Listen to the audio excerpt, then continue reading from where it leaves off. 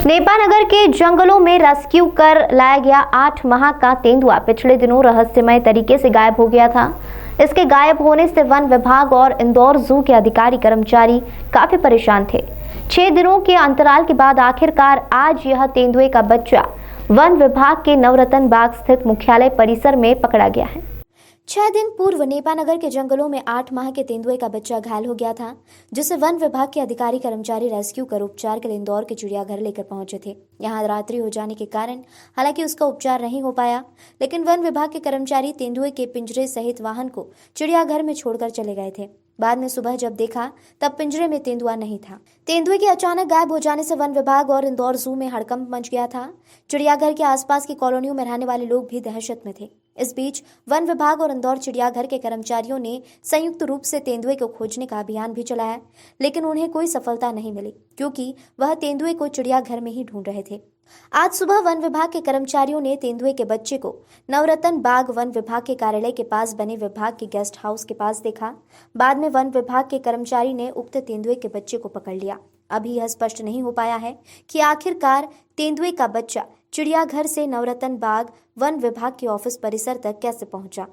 अनुमान लगाया जा रहा है कि चिड़ियाघर लाने के पूर्व वन विभाग के कर्मचारी तेंदुए के वाहन को लेकर वन विभाग के कार्यालय गए होंगे और वहीं तेंदुए का बच्चा पिंजरे से निकलकर भाग गया। बाद में कर्मचारी ने पिंजरा सहित वाहन लाकर चिड़ियाघर में खड़ा कर दिया। तेंदुए के पकड़े जाने की सूचना पर संभागायुक्त डॉक्टर पवन कुमार शर्मा, चिड़ियाघर के प्रभारी डॉक्टर उत्तम यादव भी पहुंचे। इस तेंदुए के बच्चे का अब चिड़ियाघर में उपचार किया जा रहा है। चिड़ियाघर के आसपास की कॉलोनियों के लोगों ने तेंदुए के पकड़े जाने की सूचना पर राहत की सांस ली है।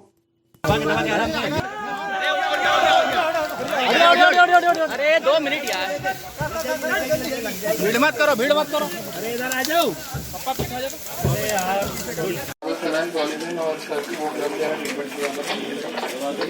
उसको सफे वाले को बुला लेते हैं। चलो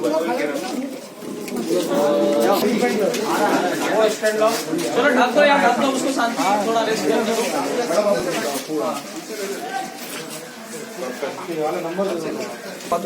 अरे मेरा मोबाइल उधर लेके आए,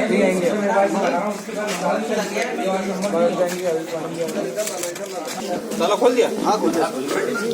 ग्लव्स लेके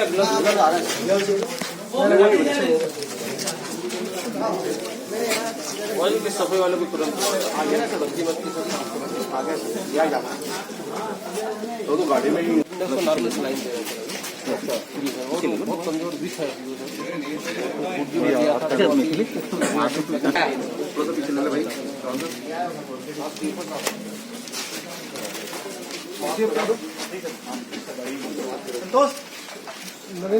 स्वराज माइक हटाना थोड़ा नीचे।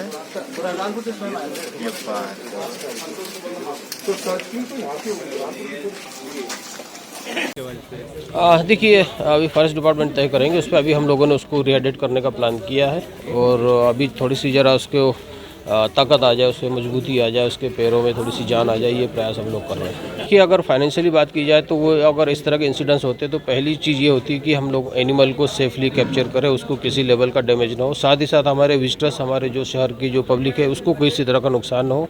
यही चीज़ पहले हम लोगों की प्रायोरिटी रहती है।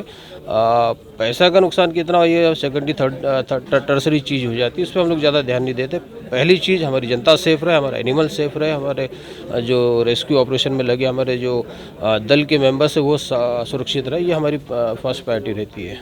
हम जब सोचे कि हो सकता है कि जानवर जू से बाहर हो गया होगा, तो जू के बाहर भी, जू के बीचों बीच में ही एक नाला है, कान नदी है, तो इस कान नदी के दोनों तरफ जाके हम लोग सर्चिंग किए, लेकिन उसमें भी हमें कोई साक्ष्य नहीं मिले कि हम कह सकें कि जू से बाहर हो गया है। कल रात को लगभग 9 बजे के आसपास एक फ़ोन कॉलर रेडियो कॉलोनी से वो फ़ोन किए कि यहाँ पर कुत्ते की आवाज़ है, सुनाई दे रहा है। इससे पहले वाले रात में भी नर्सरी एरिया में, कोठी एरिया में लोगों ने सूचना दी थी, हम उसको भी सर्चिंग किए थे। लेकिन वो लग रहा था कि कहीं ना कहीं वो जू से जैसे कि बाहर हो गया हो और किसी झाड़ी झंकार उसी क्षेत्र में हो। तो हम आज जैसे कि उसकी तैयारी ही कर रहे थे कि आज के हमारे दिन कैसा रहेगा, क्या रहेगा। तो तभी हमारे जो नर्सरी में साथी काम कर रहे थे उन्होंने सूचना दी कि तेंदुआ जो प्रत्यक्ष रूप से दिख गया है और तब फिर हमारे जितने बिल्डिंग्स हैं, ऊंचे ऊंचे टावर हैं, उनके ऊपर सभी को रखा गया ताकि प्रत्यक्ष रूप से वो तेंदुआ को देखते रहें। नहीं तो फिर यदि तेंदुआ उस समय के साथ जब तक उपकरण नहीं आ जाते, कहीं पे यदि हट जाता, फिर हमारे लिए ढूंढने का चुनौती और बढ़ जाता। तो इसलिए हम उसको लगातार देखते रहे और लगभग 15 से 20 मिनट में जैसे कि हमारे सारे रेस्क्यू उपकरण सामने आ गए तो हम उसको पकड़ने में सफल हो पाए। तेंदुआ की स्थिति सामान्य है क्योंकि 6 दिन ये भूखा रहा है और जो मांसपेशी में कमजोरी है, उसका जो मसल्स में थोड़ा सा वो कमजोरी आ जाती है और अभी जैसे डिहाइड्रेटेड है, संभवतः तो ये पानी भी नहीं पिया हो। और जैसे हमने पहले भी जैसे कि आपको बताया था, बिल्ली प्रजातियों में ऐसा होता है, ये लगभग 12 से 15 दिन तक भी भूखे रह जाते हैं। वो हमारे लिए कोई बात नहीं है, खाली यदि इसको पानी पीने को मिल जाए तो उनके लिए जीने रहने के लिए वो पर्याप्त है। तो लगभग वही वैसे ही हमें देखने को मिल रहा है। मुझे नहीं लगता है कुछ खाया होगा, बट ज़रूर जो भी वो पानी वानी पी के वो रह लिया होगा। यहाँ पर हॉस्पिटल हम क्योंकि जू में ले आए हैं, जो डिहाइड्रेशन की स्थिति है उसको हम तुरंत उभर पाएंगे, उससे जानवर हाइड्रेट हो जाएगा, उसको भोजन भी मिलने लगेगा और जो घाव है ये बहुत सामान्य है और मुझे लगता है कि उसको उपचार करने के बाद हम आगे का निर्णय हम ले पाएंगे। इसमें कोई कैजुअलिटी नहीं है और मैंने पहले भी जैसे कि बताया था कि क्योंकि ये शावक है, बहुत ही छोटा है, तो ऐसे कोई कैजुअलिटी वाली कोई स्थिति तब भी नहीं थी।